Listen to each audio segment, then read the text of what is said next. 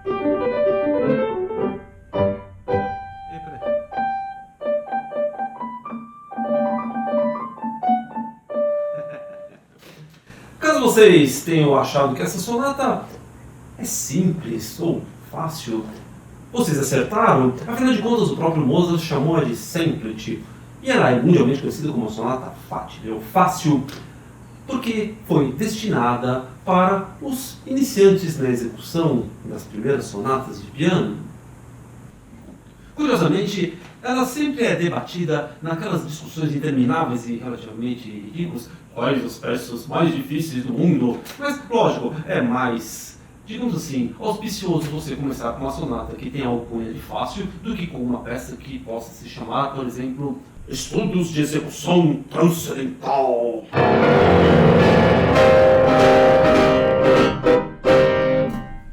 De qualquer forma, tocar uma sonata nunca é exatamente fácil quando você tem que obedecer todos os critérios e questões técnicas e estilísticas. A precocidade de Mozart realmente foi impressionante. Ele aprendeu a ler partituras antes de aprender a ler e escrever normalmente. Diria-se que ele sacudiu sua cidade, Salzburg e também Viena, mas longe de ter sido o primeiro a fazer isso. Na bíblica cidade de Jericó, outros músicos tocando trombetas sacudiram ainda mais uma cidade. Mas se você for parar para pensar bem, desde que os seres humanos deixaram de ser nômades e passaram a andar em agrupamentos para fazerem coisas coletivas, houve a necessidade de saber quantas pessoas tinham lá, desde a época das primeiras cidades, e uma das primeiras cidades mais antigas do mundo ainda em atividade é realmente a cidade bíblica de Jericó. E eu vou dizer ainda mais, um outro músico talentosíssimo brasileiro diz que estava lá. Afinal de contas, é um cidadão que, segundo informações colhidas, nasceu há 10.000 anos atrás. Ainda citando a Bíblia, quando Jesus nasceu, Herodes estava fazendo um recenseamento. Afinal de contas, os governantes precisavam saber quantos humanoides haviam para que fizessem coisas muito importantes para o coletivo, como por exemplo, batalhar em guerras ou pagar impostos. E pouca gente se dá conta que uma outra instituição contínua em funcionamento das mais antigas que existem hoje é a própria Igreja Católica, e ela realmente tinha esta primazia de tentar registrar o seu rebanho, principalmente no final da Idade Média. E muitas das datas dos personagens históricos que nós temos, na verdade, são suas datas de batismos. Afinal de contas, o batismo não apenas era registrado, como era registrado, às vezes, no dia seguinte ou no próprio dia do nascimento, que sempre era um risco, numa época em que não havia nenhum tipo de assistência pré-natal. E naquele 27 de janeiro de 1756, na verdade a data de batismo de Mozart, que havia nascido um dia antes, foi batizado Joãozinho. Pouca gente se dá conta que o verdadeiro nome de Mozart era João. Johannes Chrysostomos Wolfgang Gottlieb Mozart. O termo germânico Gottlieb foi, na verdade, traduzido já no batismo para Teófilos e mais tarde, mais latinizado ainda, para Amadeus, ou Amadê, como ele gostava de escrever. Mas, no fim de contas, tiraram o Joãozinho de um lado, o Crisóstomos de outro lado, colocaram 3 nomes latinizados e pronto. Eis um dos nomes mais famosos da história da humanidade: Wolfgang Amadeus Mozart! E eu sou da época que contávamos piadas, e as piadas eram divididas por temas. Um dos temas famosos era o tema do Joãozinho, aquele que vivia aprontando coisas.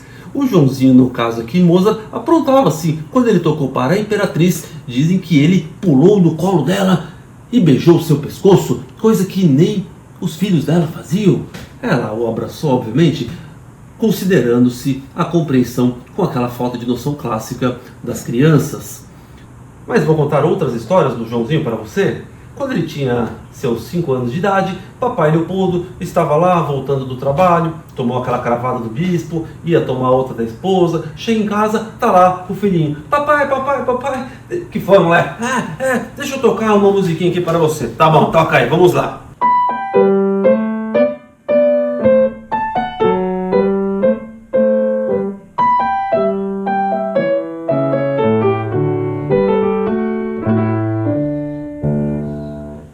Papai vira e fala assim: nossa, você está melhorando, né? Mas eu não reconheci quem que é o compositor dessa música. Aí o Joãozinho vira e fala assim: fui eu que compus. Mas, se você não gostou, tem mais uma.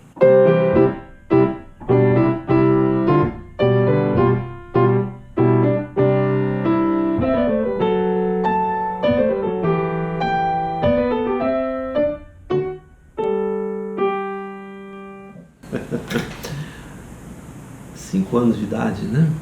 Agora, você achou que esta história não é muito digna das histórias de Joãozinho, e sim mais de uma bela sonata de Mozart?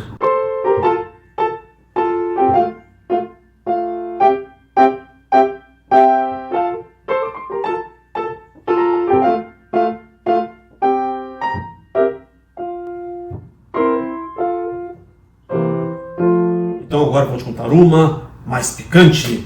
Afinal de contas, Mozart tinha 14 anos e quase foi excomungado.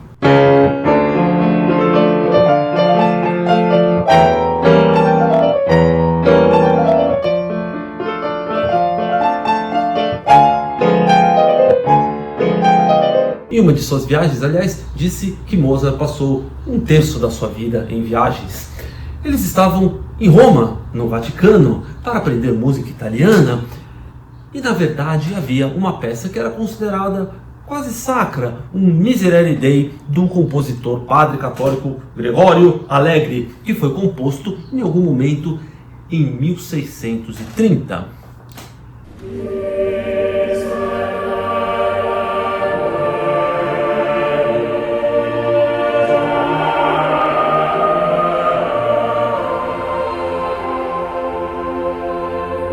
Mas o que acontece? Devido a um decreto papal, esta obra só poderia ser executada lá no Vaticano e não poderiam haver cópias dela. E naquilo que foi considerada a primeira pirataria da história da humanidade, de repente aparece um moleque de 14 anos com a cópia.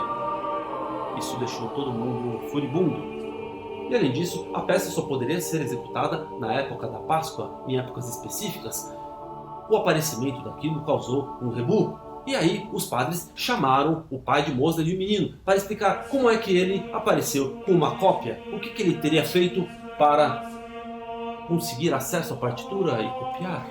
Quando você faz interrogatório para um cara que é um gênio, fica meio difícil. Imagina os padres chegando para ele e falam assim: como é que você tem essa partitura? E ele vira com aquela simplicidade juvenil e fala: olha, eu ouvi e passei pro papel. Aí os padres: pera um pouquinho, você só ouviu uma vez e passou pro papel? Aí ele falou: na verdade eu ouvi 2 vezes, mas é que a segunda vez foi só para conferir se eu tinha passado todas as notas certinhas. No fim de contas, os padres fizeram alguns testes musicais para perceberem que Mozart realmente tinha um dom divino da parte musical. Mozart escreveu muito mais música religiosa do que se costuma dizer por aí. A sua família era bastante católica e, na verdade, o pai de Mozart, Leopold, era um funcionário da igreja de Salzburg, a cidade deles. Na verdade, há um certo romantismo sobre essas histórias de Mozart, porque esta primeira peça, por exemplo, era uma peça que foi encontrada em um caderno de exercício de composição que Mozart compartilhava com sua irmã, que também era uma excelente musicista e eram alunos do pai. Então é difícil dizer quanto que teve influência do pai ou não, ou da irmã, mas de qualquer jeito, também essa faz se ele começou a compor com 5, com 6. A criação musical dele, ainda criança, é realmente absurda. E a própria peça Miserere é uma peça que tem várias repetições, o que dariam para ele repetir. Mas vamos lá, você ouvir uma peça e colocar no papel é realmente uma coisa de gênio. Agora, vamos tentar dar um olhar um pouco mais clínico para esta situação, desta precocidade invejosa de Mozart.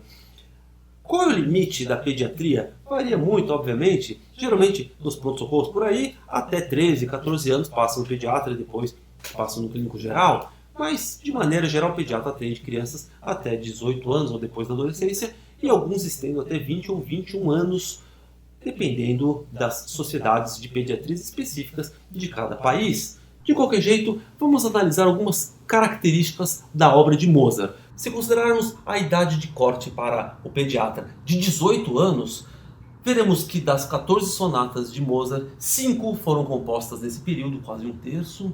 Das 19 óperas de Mozart, 5 foram compostas antes dos 18 anos. Aliás, a primeira, Bastiani, aos 12 anos de idade. Quer ficar mais impressionado? Mozart compôs 41 sinfonias, das quais 29 antes dele ser considerado fora dos cuidados de um pediatra de hoje em dia. E se considerarmos a idade de 21 anos, o que seria a idade limite para a pediatria, foi a idade onde Mozart compôs aquilo que é considerado pelos seus estudiosos e musicólogos, talvez sua primeira obra-prima, o seu concerto para piano e orquestra número 9, em Mi bemol maior, também conhecido como Genome. Este concerto é bastante revolucionário, a orquestra entra e rapidamente o piano já dá logo a sua resposta naquele famoso diálogo orquestra-piano, tão característicos de um concerto.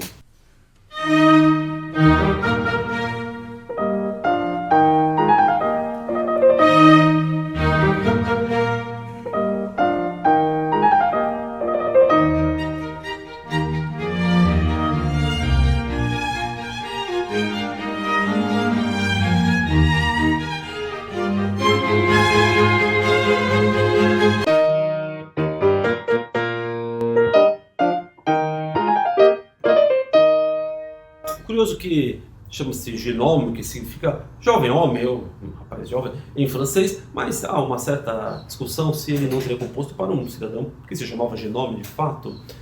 De qualquer jeito, a precocidade de Mozart não apenas foi incrível, como ela foi muito cultuada. E Mozart teve uma vida, digamos assim, bastante feliz, casamento feliz, participava de festas, era festivo. Então, no final da sua vida, ele realmente teve um sofrimento importante. Em primeiro lugar, com a morte do pai, o que influenciou muito na sua música, em especial na sua ópera Don Giovanni, que é uma ópera obscura.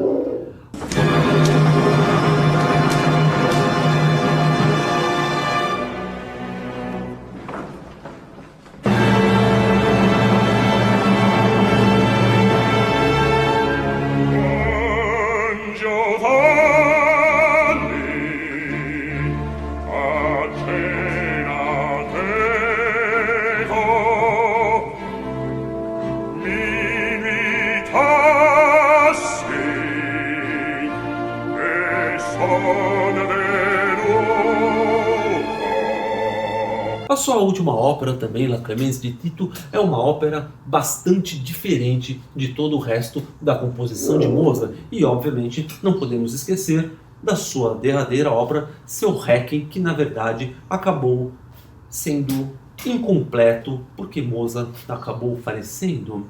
Agora, algumas perguntas médicas ficam evidentes. Em primeiro lugar, e a mais óbvia é do que ele faleceu, assunto para outros debates. 2. Uma questão epidemiológica, por que ele teria sido enterrado em vala comum, mesmo sendo tão importante? E por último lugar, na sua declaração de morte, o que seria o atestado de óbito daquela época, o médico que o atestou falou que ele morreu de febre miliária. Mas febre miliária? O que seria isto exatamente? Vamos conversar com os especialistas? Bom, primeiramente vamos definir o que é miliária, tá? Miliária é uma inflamação da glândula écnea, tá? Da glândula produtora de calor, que a gente chama comumente da brotoeja de calor, aonde você tem uma obstrução mecânica, um aumento dessa atividade da glândula écnica, e esse entupimento, dependendo da posição que vai ser gerada a inflamação, ela pode ser mais translúcida, amarela, até mesmo avermelhada. Então essa miliária mais avermelhada, que cursa com uma pústula de uma infecção secundária, nada mais é do que uma inflamação e infecção da glândula écnea secundária a um quadro de hiperatividade, que pode ser por excesso de calor, excesso de roupas, como a gente observa muito comumente em crianças, ou mesmo em quadros febris. Provavelmente esse diagnóstico de febre miliar agudas foi um diagnóstico descritivo do que ele viu com Mozart na época. Ele viu um quadro febril inicial, que evoluiu para essas pústulas vermelhas, esse quadro de miliária de uma forma aguda, ele deu esse nome. Agora, a gente não observa essa relação da miliária rubra, dessa suposta febre miliária aguda, com doenças reumatológicas, como, por exemplo, uma febre reumática, que tem todo um componente autoimune envolvido. Uma manifestação exclusivamente da febre. Uma manifestação secundária, tá? Ele provavelmente teve a febre reumática, essa hipótese que você bem apresentou. Essa febre reumática levou um quadro de hipertermia, tá? E essa hipertermia que levou um quadro de miliária secundário à manifestação febre, não à manifestação reumatológica da febre reumática. Alto lá, alguém aqui está querendo dizer que Mozart morreu de brotoeja? Na verdade, hoje em dia vivemos uma época em que a quantidade de informações é maior que as capacidades que as pessoas têm de digeri-las. Mas fato é que o atestado de óbito de Mozart, assinado pelo médico que o atendeu, o Dr. Thomas Franz Fawcett, dizia Natal da Frisell Fever, ou febre aguda miliar. Mas há algumas coisas a mais que poderemos tirar desta informação.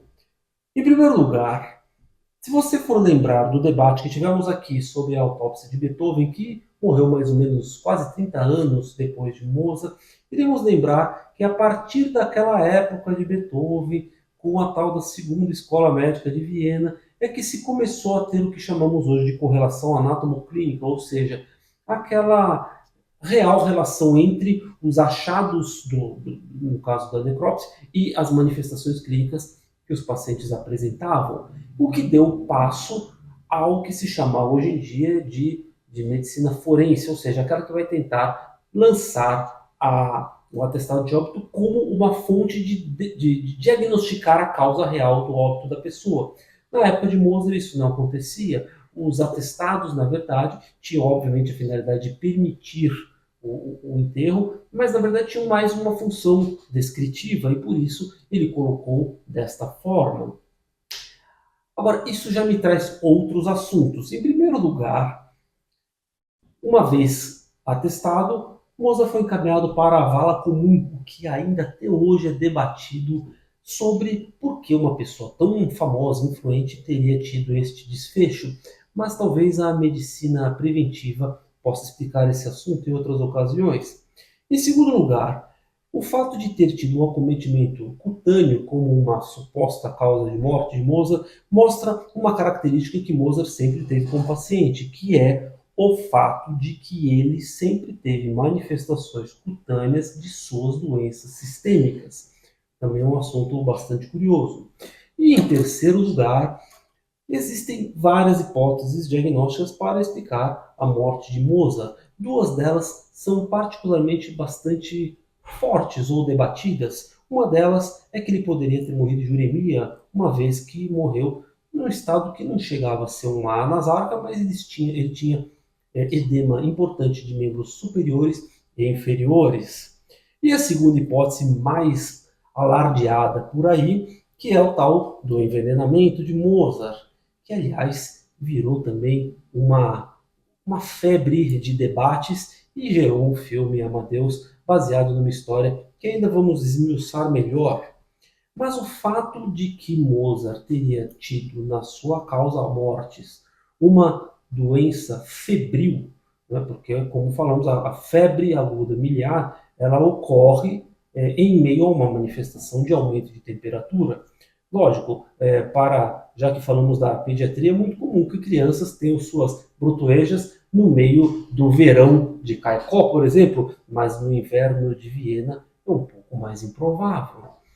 Então, a simples existência de uma doença febril aguda, ou no caso subaguda, que levou à morte de Mozart, já basicamente descarta logo de cara essas duas hipóteses tão debatidas por aí. Mas aí vem a pergunta clássica, afinal de contas, do que ele morreu? De protoeja infectada? Como eu costumo dizer, a história da morte de Mozart é uma sonata contada em vários movimentos. Vamos aguardar os próximos.